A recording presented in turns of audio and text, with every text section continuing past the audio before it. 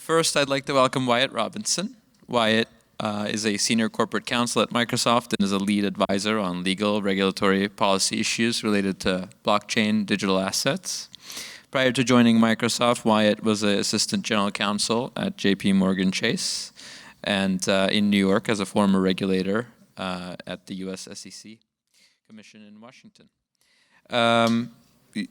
Next up, Greg, please. Lucius Gregory Meredith. He has discovered the row calculus and namespace logic, founded R-Chain Cooperative, designed Rolang, co-designed Casper consensus algorithm, was the principal architect of Microsoft BizTalk process orchestration, and the co-author of many W3C standards. He is also a musician and an avid student of Tai Chi. Bill Dembski, is an entrepreneur who builds educational technologies. He is author, editor of over 25 books. He has published peer-reviewed articles in mathematics, engineering, philosophy, and theology. For 3 decades, he has been a key contributor in the field of intelligent design, finding U.S. new rankings to be biased and gameable. He has also developed a academicinfluence.com machine learning algorithm to do college and university rankings rights. Also manages a money and business site called expensivity.com. And last, and definitely not least, John DeVadoss, please. John serves as on the board of Global Blockchain Business Council. He is a co-founder of Interwork Alliance, building the industry's first standards-based token taxonomy framework. Previously, he was a GM at Microsoft, close to 2 decades, where he incubated both SOA and cloud for the company, built Microsoft Digital from 0 to $500 million in P&L. So thanks a lot for being here. Let's kick it into gear. Brief moment about me. I'm a general partner, COO of Bloccelerate VC. We are a Web3 native, Seattle-based venture fund. Looking forward to making a great panel. So let's start with why. Why do we even care about things being on chain? We harped on it previously with George and ultimately Joe also commenting on it. What should be on chain? What do we care about having on chain? So really want to open it up and hear your thinking on what needs to be the primary focus on workflows, identities, assets, spanning the gamut. What do you think needs to be on chain?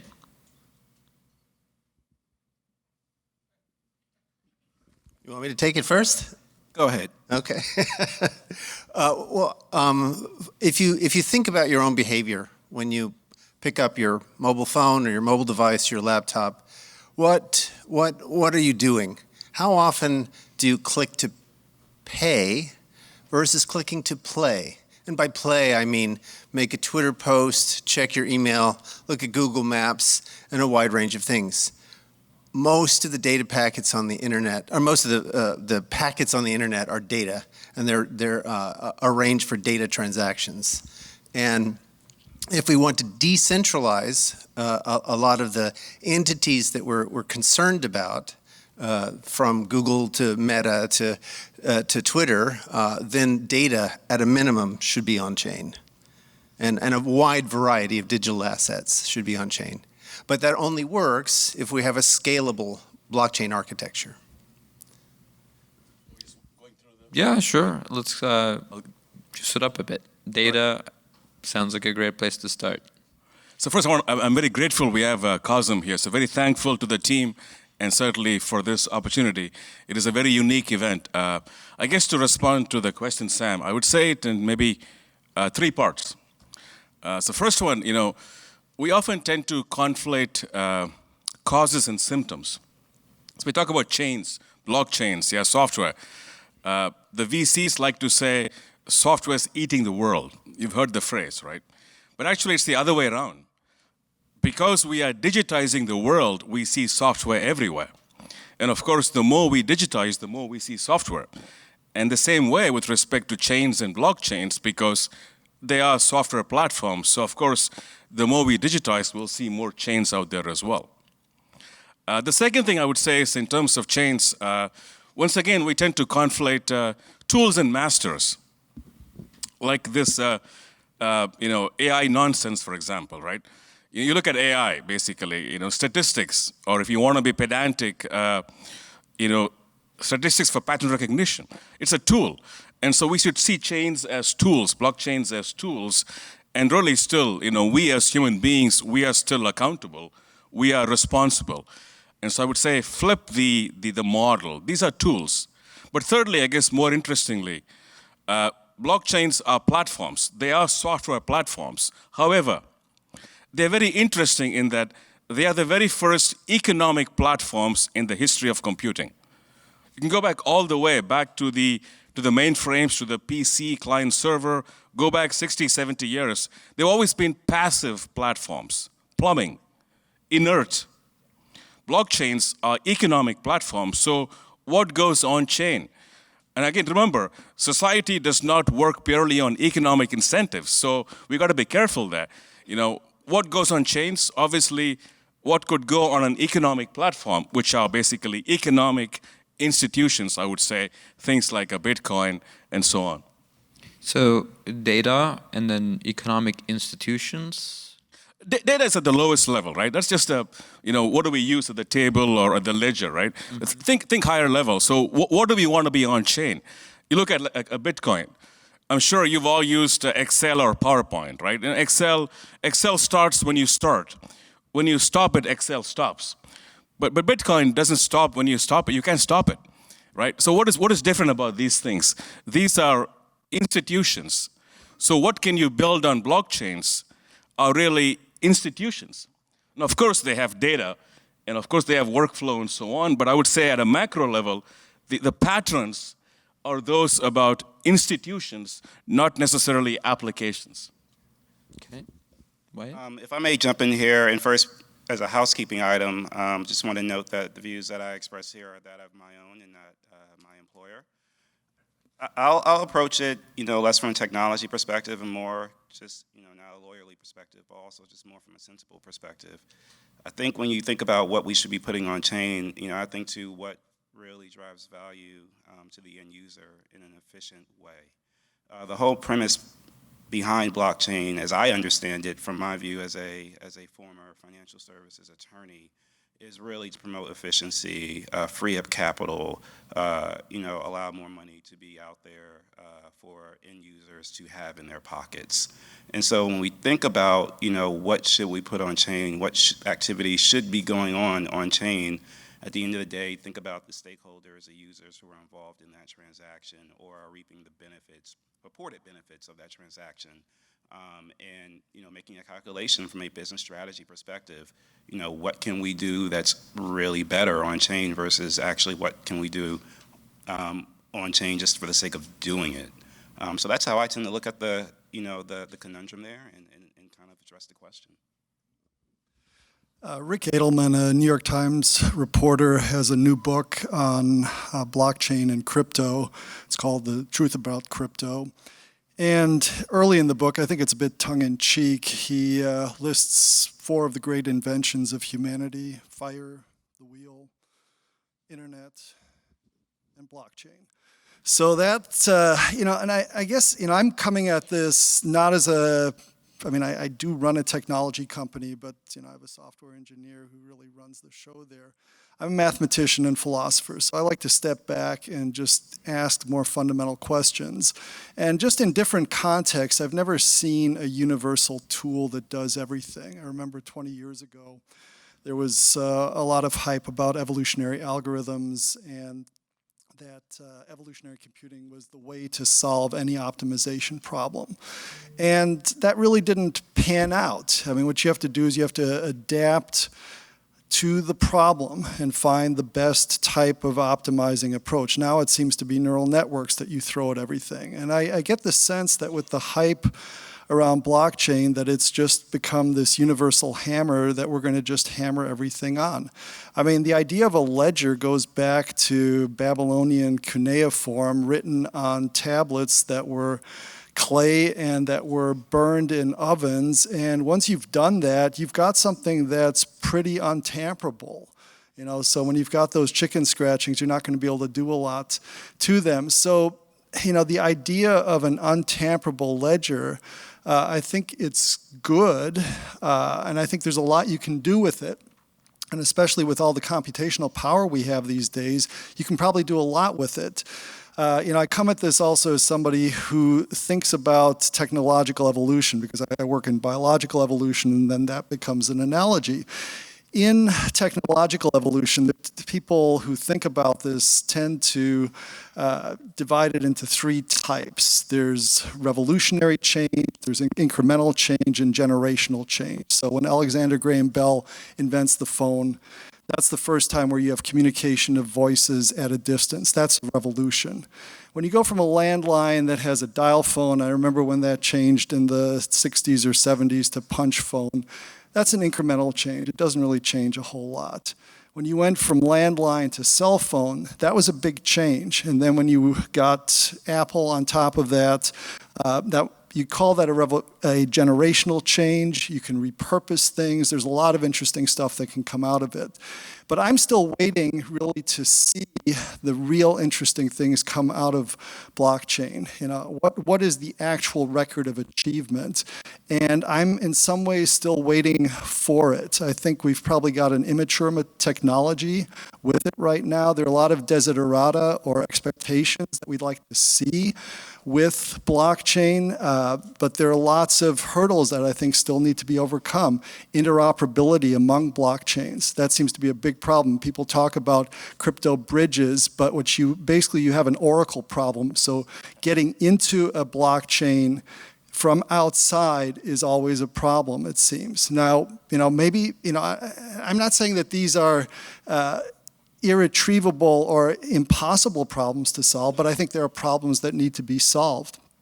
Question of ownership, for instance. It seems that blockchain is poised to deal with real ownership in a legal sense, and yet everything that's going on with NFTs is not real ownership. It's a conventional ownership where you move things from one internet or one address to another. So this is in terms of a public key crypto system in which you've got people with different cryptographic keys, decryption, encryption, and so you can assign things. It's a conventional assignment. It's not actual legal assignment. I made this point last year because I did a secret shopper experiment with NFTs where I built my own and put them out there. And the thing is, the JPEGs, for instance, that I formed, or pings, or whatever it was, yes, I owned them in the sense that I could conventionally move them around the Ethereum blockchain, but if I tried putting those JPEGs on my blog, or if you try putting them on your blog, and I was the one who was actually the legal owner, I could sue you for it, even though you could say, well, hey, wait a second, I own it on the Ethereum blockchain. So there are lots of issues that still need to be ironed out, and I really think we're still dealing with an immature technology. So let's say the technical immaturity aside, taking your philosophical perspective, what should be on chain, even if you assumed it's technologically sophisticated. I don't think you're saying cuneiforms are the way to go. So let's absolutely not. I mean, there's no way you should interpret that. But what should go on the chain? I think what's appropriate. I think you. On the point of the cuneiforms, you could easily break it. You could make a new one. Earth is everywhere. Heat is everywhere. So it's easy to make it, right? So the point here is that the immutability element is the crux. So if we wanted to leverage immutability of a ledger, what are the most impactful records that we should be sort of retaining? But Wyatt, did you want to add to that? I just wanted to note around the point of ownership, particularly in the NFT space, and this is a point where governments are starting to wrestle with. Recently, I think there's, I believe I want to say the UK pretty much solicited and is soliciting comment regarding how to treat NFTs and other digital assets from a property rights perspective. And I think it kind of speaks to the complexities and the nuances that my friend Bill here, are speaking to. And, admittedly, who owns what right? Do you own the actual IP or intellectual property, or do you have an interest in that IP and intellectual property? What do you do with that? If somebody else, a third party, is doing something with that in a way that causes it to be subject to regulatory scrutiny, what is your liability? What is your exposure? there too. And so I think there is a time for us as a community to really take advantage of, I think, the ears and eyes of regulators, where they're trying to listen and where they're trying to learn, and really coalesce around being able to inform them, as well as come together in harmony, unlike some of the more recent events in the past 48 hours in the industry, to really act on our behalf in goodwill.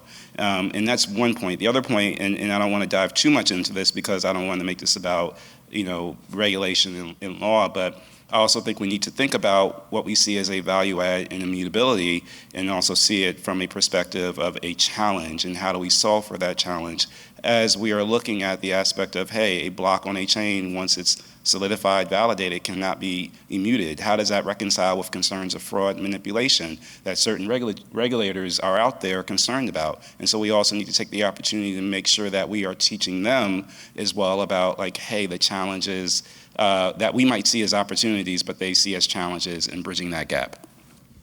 Yeah, I think immutability is both misunderstood and overrated. In particular, people do need to maintain the right to have certain data be forgotten. So that's one thing that I think many governments have already recognized. But also from a technical perspective, it's not possible to maintain decentralization and keep accruing data. Just think about it for a minute, right? It's like it's already difficult for nodes to catch up to data on chains that are used by a few millions of people. Imagine if suddenly all of the US was using the Ethereum blockchain, right? Every single person in a household on a regular basis was using Ethereum. We're talking several hundred orders of magnitude increase in the data, and that if that keeps accruing, then only those parties with massive resources would ever be able to run nodes, forcing centralization. So at a certain point, if you want to actually have scalable technology, you have to begin to forget data, which means you have to have real finalization protocols, right? So you have to say, okay, this transaction is finalized. I can now forget all of the data that was associated with it. So that's both a requirement technically, but it's also a requirement in terms of society's demands and legally. Right, so those are just some of the issues that are related to why immutability is both misunderstood and overrated. But to your point, John, which I think you're absolutely right that we need to recognize that there's more on chain than just data, and that, for example, smart contracts have a kind of agency that we haven't seen before.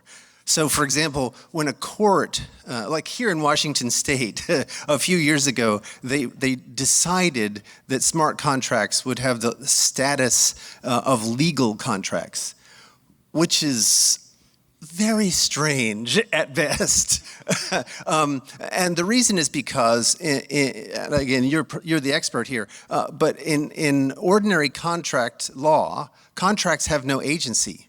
People have agency, the court has agency, institutions have agency, but contracts just sit there until someone either works within their bounds or says that there's something wrong with the contract. But now it is possible for a contract to on its own programmatically lock up digital assets. And it doesn't matter what a judge may say in any of the jurisdictions impacted, because nobody can break the code. So there are some very interesting issues about what's on chain, where agency resides, and how that relates to immutability. So in a way, we're talking about not only data, but the rules of future transactions being on chain. Bill, do you want to comment on, the cuneiforms of the AWS are good, or should we agree keep to coming back to cuneiform? I mean, I think revolutions start, but the technologies can advance quite a bit. So I'm not a fan of cuneiform. I think the technology we have. The reason why I say that is when you have a database, it's really no different from a centrally manageable, a duplicable kind of a cuneiform. I think I'm going beyond the a little bit, just saying, obviously you're not really saying cuneiforms, but a centralized database that can easily be manufactured all over again is really not that different, is sort of the point I'm making. So. Okay. And how do you want me to speak to that? So if we were to assume, hey, immutability, let's also add on what Greg was saying about actually immutability may need to come with this asterisk, hey, immutable until such a time as we agree to mute it. I don't need to agree with that, but if that were to be the case, would you be willing to experiment with certain kinds of data and rules being on chain more willingly? Well, I mean, I'm all for let 1,000 flowers bloom. I think when we had a conversation early on, what we were going to be talking about, I said I'd take the role of devil's advocate, and I think I wanted more to be a friendly critic, as I thought of it, So I'm a supporter of blockchain. I think it should, let's push it as far as we can, but let's also just try to be aware it is a tool, and there may be other tools that may work. I mean, in a world of only good actors, for instance, do we really need blockchain? Wouldn't error correcting codes be enough? Because what can go wrong with a database or with a ledger? I mean, there can be some. There's always misunderstanding. There's always improper communication. There can be accidental. There's signal changes. decay. But I think if I could jump in, I think there's a misconception here as well, right? Because a blockchain is not just a ledger. It's more than a ledger. A ledger is part of it, and Bill is absolutely right. Garbage in, garbage out, because the Oracle problem, as you called out, is absolutely spot on, right? If you put garbage in, obviously it's a software stack. You get garbage out. But a blockchain is more than a ledger. There is an underlying ledger, but there is a computing fabric on top, right? Which is where, to Greg's point around smart contracts and being able to compute and possibly look at this code as in some legal aspects, right? So, which is why I think, this is not your grandfather's platform, right? Or even your dad's platform. We're not building applications here, right? You want to build apps, go to Azure, go to Amazon Web Services. If you want to build economic institutions, then yes, look at blockchain. Otherwise, I think you're wasting your time. Well, and I think, just to pick up on that, you think of, cell phones where they were, and then what the iPhone did with it. And so I think that's, in a sense, an analogy. There's been so much that's been built on top of the original cellular phone technology, and that's what it seems is what we want to do with blockchain. But we still need to there's still that that substrate there, and that's something I wonder if we've got the substrate right. Not yet, of course, right? Yeah. Still very early in the game. I would say we are probably in the first innings of the baseball game, as always. Okay. But we can see what is possible. For the very first time in history, you can have incentives and penalties baked into the platform. If you're in the IT space, you know how much time and money you've spent on compliance, right? And governance and aligning IT and business. All those things baked in. Think about the possibilities. This is not an overlay. And that's what makes blockchains truly unique economic platforms, in my opinion. But isn't there, could I maybe just follow up? But, isn't there a sense in which then it's in code we trust? And, when I hear that, do we want to give the trust to the code or to people? And I think I'm a biblical scholar, right? And so there was, in the Bible, you have law of the Medes and the Persians is described, where once that law is in place, you cannot violate it. So the king of Persia had to put Daniel into the lion's den because he had made that law and he couldn't change it. And there's a sense in which, even some of the contracts I sign, if something is seen to be invalid or whatever, it's not put that way, I don't recall the legalese, you make certain adjustments, there's severability and other things like that. And that's a sense in which I'm not getting that sort of flexibility. It's the same thing, it seems, that what we have with autonomous vehicles. We have not gotten to that autonomous level 5 because there are always contingencies which the human mind, it seems, is able to deal with. But if we just try to code it, program it, we miss those contingencies, and then we can really get ourselves into trouble. And that's a concern I have with this. So, what is going to be the final court of appeal? What is going to be the final arbitrator? Is it going to be a human, or is it going to be the code? And that code scares me. And that speaks to an issue that's currently being wrestled with and grappled with is accountability, and who is accountable for what at the end of the day. And I think that's a question that we in the industry as enthusiasts, some of us are lukewarmer or warmer than others on the technology itself, but I think that's going to be a question that has to be answered. Who's going to be accountable if it's code? We're currently dealing with that with Tornado Cash. And in a nutshell, you have a code that has basically been built on chain in the first base layer of it, or layer one, that has been used by actors for illicit purposes. And you have the Department of Treasury, specifically OFAC, who is responsible for money laundering and overseeing, making sure that there aren't bad actors who are, using transmission of value to fund bad things. One could say, hey, is it their right, or do they have the authority to govern code? And then therefore the actors who are involved in the validating of those blocks that are being put on chain. But who else do you go to? Who else do you hold accountable? And I think that that's an outgrowth of the point that you're raising right there, Bill. So in a way, I'm picking up on this kind of conditionality before we can comfortably have things on chain, whether that's data or rules or self-executing agents of those rules. We need to figure out the compliance framework on if we're going to entrust our processes, institutions to these self-executing agents, if there is an unforeseen circumstance that these self-executing agents have brought us into, but it doesn't necessarily align with what we had conceived of when we were making it, what do we do then? So let's maybe talk about compliance. Let's say today we have business processes. We agree in basically if this, then that statements. We make bilateral agreements between hedge funds, companies, and we agree on how things will be treated. And then what do? If we find ourselves, hey, we did this, but the way we executed this contract was wrong, we go to court. Is the claim really just as valid if we bring it on chain, where we say, well, we are just going to increase the execution speed. We can still escalate at the court, just like we would do, but with a regular contract, but now the intermediaries are off, the delays of reconciliation are off, and the mismanagement of the business logic is removed. Can we still sort of accelerate the execution, still enabling the regulatory framework to deal with it ex ante? I mean, you've raised a whole viper's pit of issues here.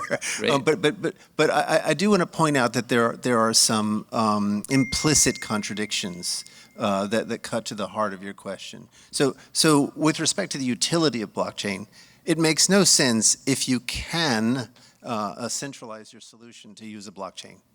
I mean, relational databases 20 years ago were hitting, 1 million transactions per second, and blockchains are nowhere near that, even with the best of architectures, right? But where you cross trust boundaries, a blockchain makes a lot of sense. But where you cross trust boundaries, you have the sorts of issues that you were raising with your comment about if everyone was a good actor. And you mentioned this point of misunderstanding. I can speak from experience. So as a shepherd of our chain cooperative, we were a decentralized organization that had global membership from around the world. And a big percentage of that membership was Chinese. And as Merrick Garland has recently revealed, the Chinese culture approaches business differently. And I can tell you that across these trust boundaries of international waters, very frequently our Chinese membership proposed that the co-op do things which may have been quite legal in China, but were absolutely illegal in the US. And so we had to work within a governance framework that allowed us to adjudicate across those kinds of differences. And that required effectively centralized conversation and control. Right, so there's this implicit and inherent contradiction inside blockchain. I think we need to be very careful when we get all starry-eyed about decentralization. It is not the answer to all of our problems, as my experiences showed, and I think that we see on a global scale. I would add to that there's even a challenge to the premise that some of the things that we consider or want to frame as decentralized are really decentralized themselves. And I think that we're seeing that with certain regulators, and one that comes to mind is the CFTC, the Commodities Futures Trading Commission, really going after a DAO and actions that the DAO took. And there's a challenge that to that action of the CFTC, saying the DAO is a decentralized autonomous organization. You have no standing. It's not a person.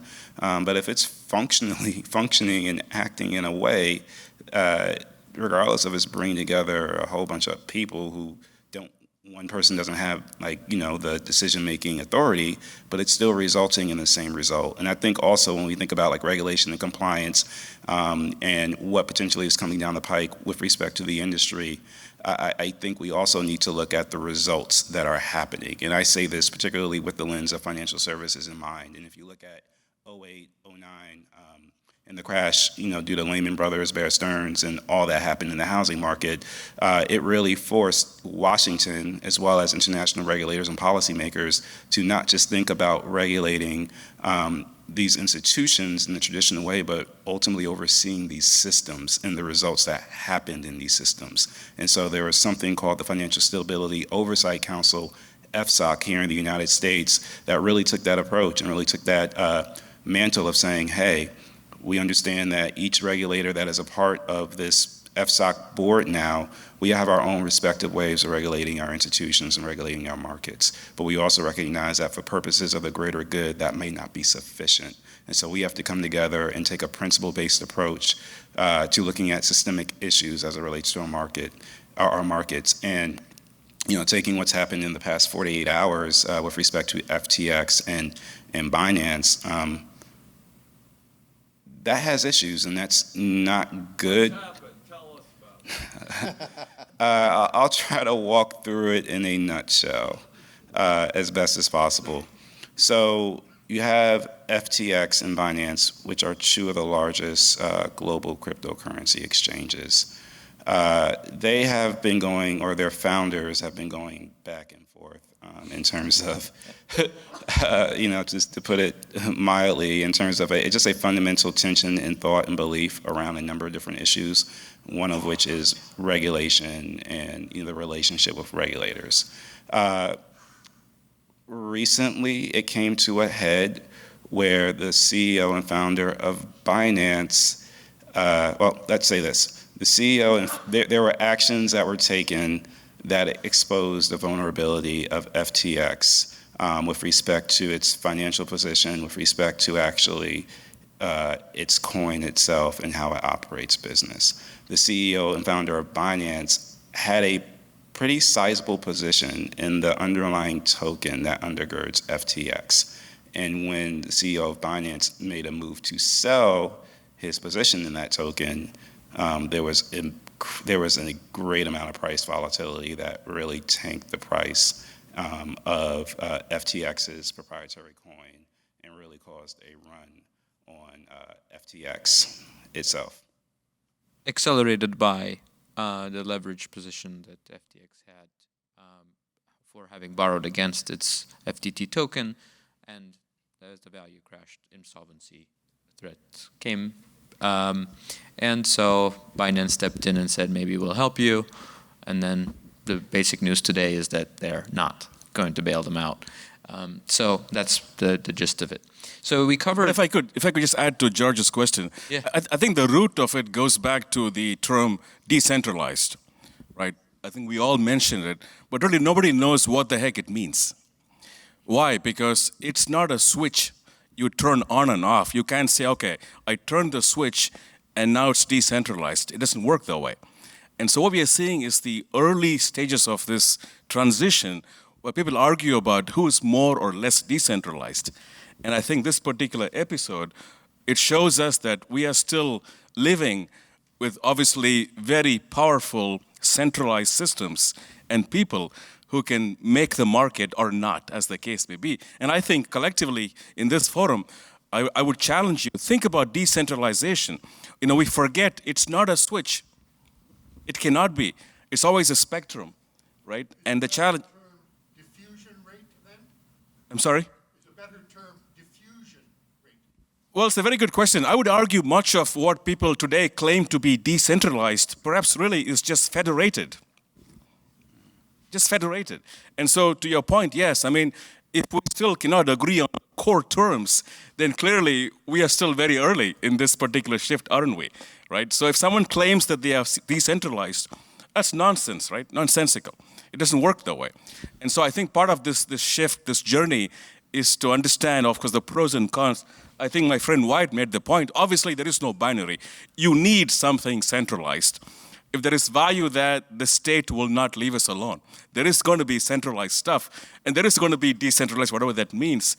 The key is going to be the spectrum of the balancing act, while understanding that really much of what's happening is, I think, federated. Federated and fragmented as well. To clarify, I think we would all agree that had what was happening with FTX's balance sheet and client money was actually reflected on chain and we gained transparency into it, we would have been actually probably avoiding this kind of behavior to begin with. So I wanted to Speaks to the advance. question of what actually should be on chain as well. Thank you. I wanted to return to exactly that point. Yes. Bill, did you have a thought? Bill wants to assume everybody's going to be a good actor. SPF is a hero. So I'm teasing. I just want to point out, if you click on Investopedia link for Bear Raid, the first line says it's illegal collusion, right? But that's inside a jurisdiction, and who's going to adjudicate that in a decentralized market? Right? I mean, it's like, and these are the kinds of events that are happening on a regular basis inside the blockchain space. So we have to think carefully, and this cuts back to the point you were just making. What do you put on chain, and why is it there? So again, I would like to point back to my original comment, which is, you can kind of sidestep a lot of this financial stuff and move over to where most of the interesting behavior is, which is data on chain, and compute over that data on chain. So why don't we conclude with an aspect of how we get there? Maybe who do you anticipate playing a crucial role in actually bringing whatever you think should be on chain? I know, Bill, you don't think maybe we should get much on chain. But for the rest of you who thinks that it's a reasonable technology to experiment with, can we speak about who's maybe doing a good job already with bringing different assets, workflows, identities, rules, data on chain? I could go first. I mean, I don't think we want to do any marketing for anybody in this particular stage, so I don't think it's fair or right. However, I think the point... You're okay with it? All right. But I think the question is a very good question, which is, what is the state of the industry, if you will, right? And where is the progress happening?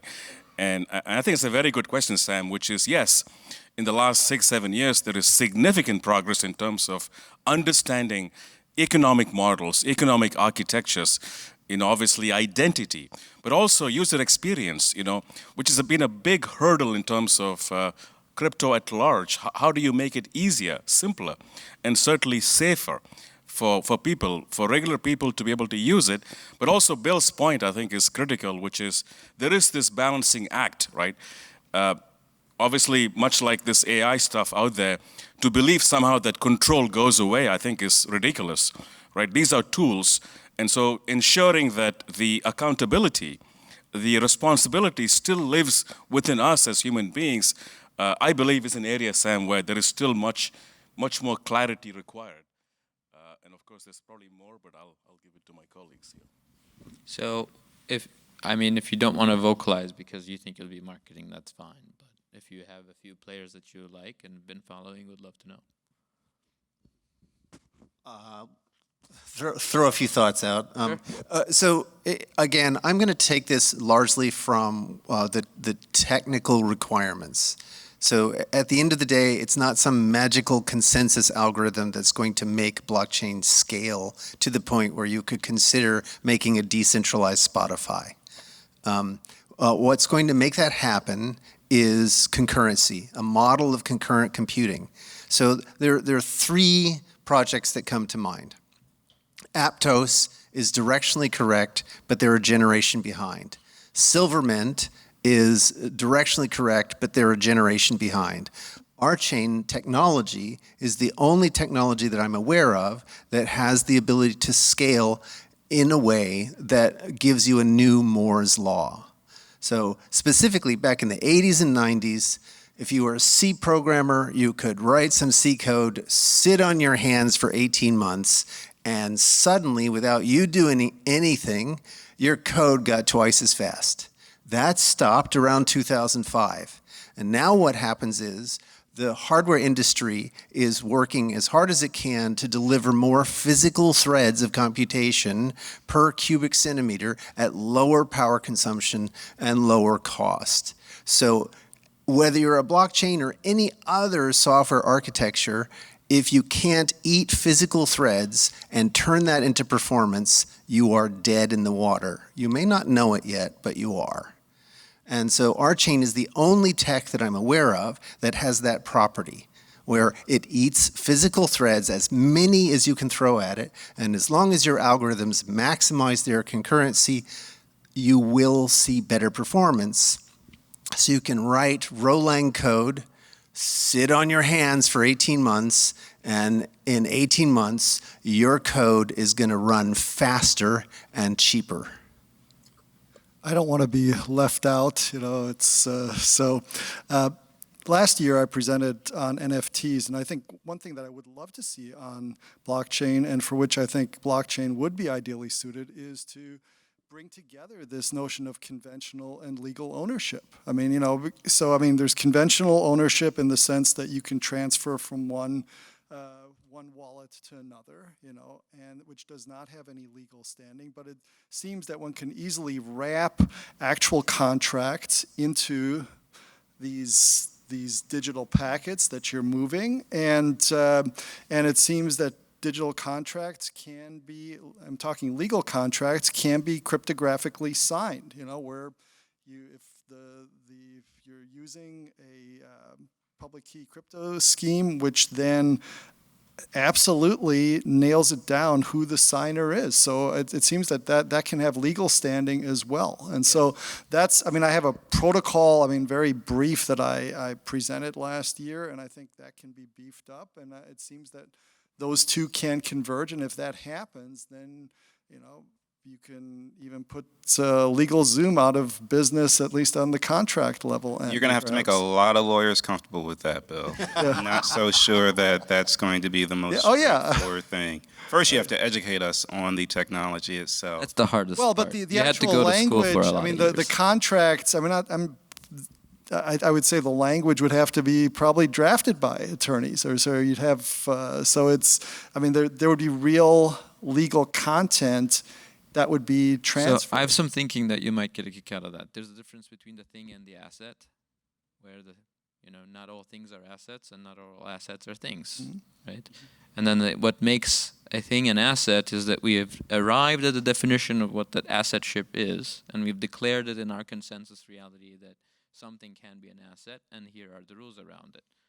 The cave does not need to be an asset to actually warm you, or the sweater, or the food, or whatever, right?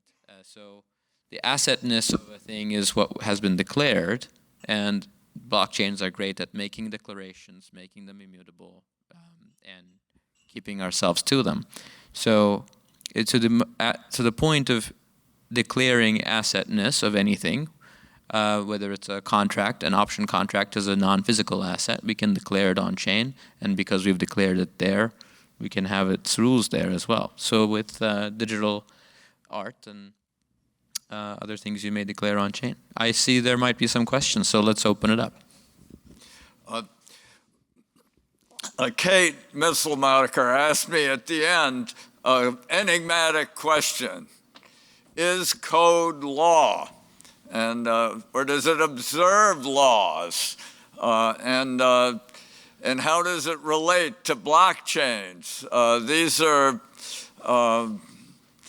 questions that go beyond the immediate level of what you've been discussing, and maybe can be illuminating. But yeah, let's. Is code law? The way I look at it as the lawyer on the panel is not necessarily in that light, and we could just be dealing in semantics and a disconnect here, but I think about it, from the perspective of can code be subject to the law, and what is needed for code to be subject to the law. And I think that's an open question, and I think that is one in which, we are wrestling with right now in several different instances, Tornado Cash being the main one. And tell us about Tornado Cash, that issue. That's been we mentioned these companies and programs, but this is an important development. Once you the Department of Treasury, I think I might have mentioned this earlier, but the Department of Treasury has decided to go after what is effectively code. As part of Ethereum's cash system has been impugned by regulators. Yeah, so in my non-technical way of thinking about it is that they're going after the code and throwing the baby out with the bathwater, and it's the application of that code by certain actors, right, which has caused illicit activity or resulted in illicit activity, which we want to thwart, which we want to get rid of. But it also puts other people who are using that code for noble purposes, if they just want to transmit funds across the blockchain in a way that's anonymous, which is something that a lot of people want to do and probably should be done in light of FTX. They want to use that code for a number of noble reasons, and it puts them at peril. It also puts, from what I understand too as well, those actors in fortifying, validating the base layer transactions in peril, because oftentimes regulators look at the facilitation of the activity, and then you go and address and deal with questions about who's involved, who's knowingly involved in furthering an illicit activity. So it's a number of different issues, but that at a high level is what's going on. Anything I missed, Sam? Probably the element of intent. Well, yeah. I'd like to take the question in a slightly different direction. I mean, I could talk about, sort of the technical issues, like the undecidability of the halting problem, which makes it very hard for code to function as law in a lot of technical ways. But I'd like to go back to 2016 when I was sitting in a diner with Lawrence Lessig, who famously talks about, uses the phrase code is law. And he educated me on a legal principle, and you probably know this principle, called the principle of acoustic separation. And I'm just going to tell you my humble... What kind of separation? Acoustic separation. Okay. And I'm just going to tell you my humble mathematician's take on that principle, and you can correct me if I've got it wrong. But essentially, you want to put a wall down the middle that separates the court in some sense, or court and enforcement into two sides, right? To the citizens, you want them to be as attentive to the law as they possibly can be, knowing that there are many limitations. And so to them, you say ignorance of the law is no excuse, and that incentivizes them to learn the law, right? But to the judiciary, you say, actually, ignorance of the law is a pretty good excuse, right? And the way I think about this is there's the letter of the law and the spirit of the law, and currently there's no place in code for mercy. And if we want mercy, then we have to think a little bigger. I probably learned about that doctrine in law school, but that was 15 years ago, so job well done.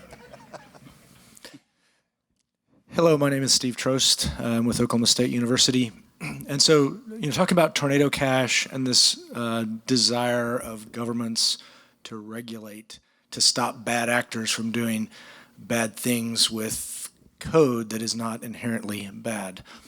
It seems to me that those jurisdictions that try to regulate those sorts of activities or those code bases are simply going to push the innovation outside of their jurisdictions. So I would appreciate your thoughts and comments about that. Yeah, in an effort to call illicit activity down, how do we not tamper with innovation? Yeah. Well, I mean, sanctions are sanctions. I don't see a way around them. Yeah, I mean, from my perspective, that's the $50 billion question that really, from a competition standpoint, has the ability to either ensure that America is on the forefront of advancement in this space with respect to innovation, or it's a way for us to lag behind. And I don't have the answer to it, but I think that is one of the seminal issues that we're going to have to deal with. And it'll be interesting to see how the Biden administration deals with it, or whoever else comes after him, because it's very important. And specifically, as a quick follow-up to that, Wyatt, because you worked with the SEC before, do you want to comment briefly on, the alphabet soup of regulators trying to claim territory that crypto is their domain, and share opinions about what ought to happen and what not ought to happen?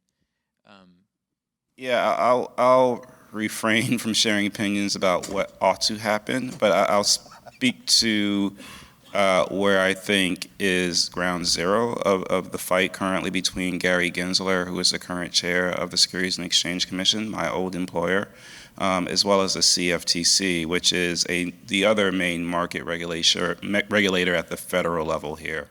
And in short, in the interest of time, it comes down to the spot market. Who is going to be the main authority to oversee the spot market in crypto? Is it the CFTC, who really oversees the spot market in commodities that are not otherwise deemed securities, or is it the SEC? And I think that's a seminal issue. And then how do you regulate it? How do you regulate the actors? That's the other component of it. Great. We have 2 minutes, but John, if you have a very quick question. John we're gonna try Wall and get said a to- quick comment. Ignorance of the real law is the reality. The maxim dates from the days, and there were about as many laws as commandments.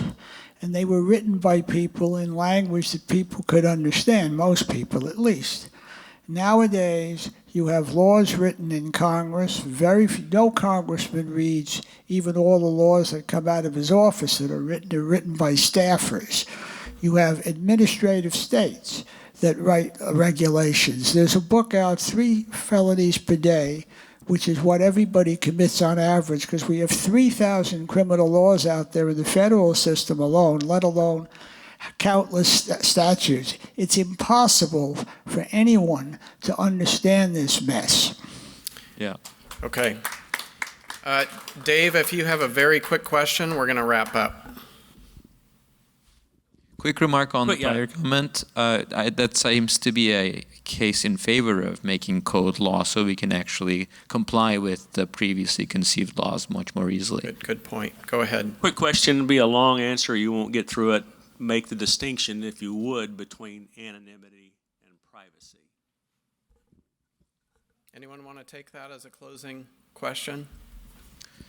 I can chime in fairly quickly. Anonymity is pre-committing that you will never have the capacity to reveal. Privacy is declaring certain stakeholders that are members of a larger system that you're willing to declare or reveal certain elements of your transactions towards. That's my definition. I'm sure there's a canonical definition out there. I'm seeing some nodding heads, but hey, the panelists will be around during the break, so if you had a question you wanted to ask and you didn't get a chance, but let's give them a round of applause. Thank you, folks.